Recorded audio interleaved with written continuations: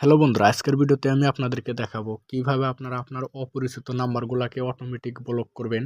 আপনার কন্ট্যাক্ট নাম্বারে যেগুলো নাম্বার সেভ করা আছে ওই নাম্বার থেকে আপনাকে কল করতে পারবে, অন্যথা আপনার যেগুলো অপরিচিত আছে নাকি নাম্বার আছে ওই নাম্বার থেকে কল করলে কি হবে, ওই জায়গা থেকে আপনার নাম্বারটা বিজি দেখাবে, আপনার ফোনে কলটা আসবে না। তো এখান থেকে আপনারা কি করবেন, আপনার ফোনের ডায়াল কলটাকে ওপেন করে নেবেন।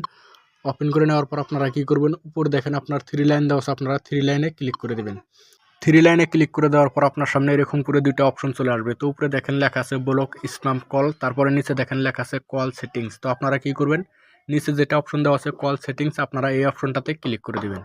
ক্লিক করে দেওয়ার পর আপনার সামনে এরকম করে পেজ চলে আসবে। তো এখানে দেখেন বহুতগুলো অপশন দেওয়া আছে। তো আপনাকে কি করতে হবে, এখানে দেখেন লেখা আছে ব্লক স্প্যাম কলস। তো আপনারা কি করবেন, এই অপশনটাতে ক্লিক করে দিবেন। ক্লিক করে দেওয়ার পর আপনার সামনে এরকম করে পেজ চলে আসবে। তো এখানে দেখেন উপরে লেখা আছে ব্লক অল আননোন ইনকামিং কলস। তার মানে এখান থেকে আপনাকে কি বলছে, আপনার অপরিচিত যেগুলো নাম্বার আছে ওই নাম্বার থেকে কল করলে আপনার নাম্বারটা ব্লক দেখাবে। তো এটাকে করার জন্য আপনাকে কি করতে হবে, এখানে দেখেন অপশন দেওয়া আছে, এটাকে আপনাকে অফ থাকলে অন করে দিতে হবে। আর যদি অন করা থাকে, আপনারা যদি চান যে অফ করে দিবেন তাহলে এখান থেকে অফ করতে পারেন। তো আমি যেহেতু চাইতেছি অফ করে দেবো, তো এখান থেকে আমি অফ করে দিলাম। অফ করে দেওয়ার পর আপনারা কি করবেন, ব্যাগে চলে আসবেন।